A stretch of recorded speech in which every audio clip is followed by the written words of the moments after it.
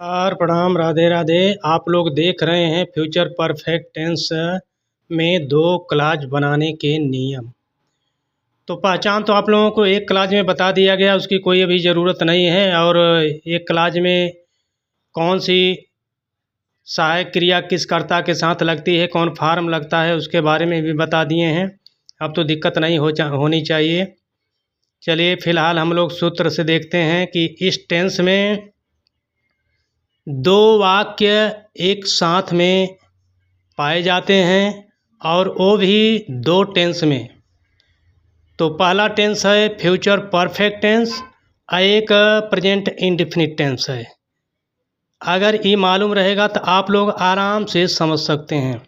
सूत्र लिख दिए हैं, देखिए। सबसे पहले सब्जेक्ट, इसके बाद विल है या शैल है कर्ता के अनुसार, फिर वर्ब की थर्ड फॉर्म, इसके बाद बिफोर, फिर आ जाइए सब्जेक्ट लिखेंगे, इसके बाद वर्ब की फर्स्ट फॉर्म में यस या ईएस या वर्ब की फर्स्ट फॉर्म।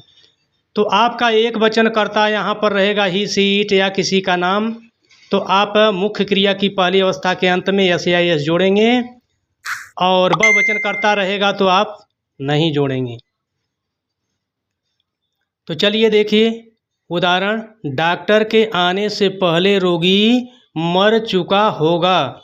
हम एक ही उदाहरण ले रहे हैं, इसके लिए आप लोग घबराइएगा मत, आपको नियम समझ में आना चाहिए बस। तो देखिए, डॉक्टर के आने से पहले रोगी मर चुका था। यहाँ से यहाँ तक एक काम हो गया, यानी किस टेंस में है? फ्यूचर परफेक्ट टेंस में। तो एक इसके लिए बचा है प्रेजेंट इंडेफिनिट के लिए।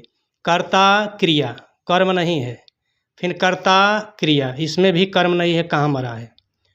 तो चलिए सबसे पहले जो कार्य यानी पहले या बाद के बाद जो कार्य होगा उसकी अंग्रेजी उसी टेंस में हम लिखेंगे जो पहचान मिलेगा। तो यानी इसकी अंग्रेजी हम किस में लिखें? फ्यूचर परफेक्ट टेंस में। तो क्या करेंगे? The patient will have died, यानी इस टेंस की अंग्रेजी हो गई। इसके बाद आइए यहाँ पर ये किस में लिखेंगे? प्रेजेंट इंडेफिनिट टेंस में। बिफोर लिखिए, इसके बाद क्या करेंगे? द डॉक्टर कम्स, यानी कम आया है तो यस या यस इसमें जुड़ेगा, यानी क्रिया में।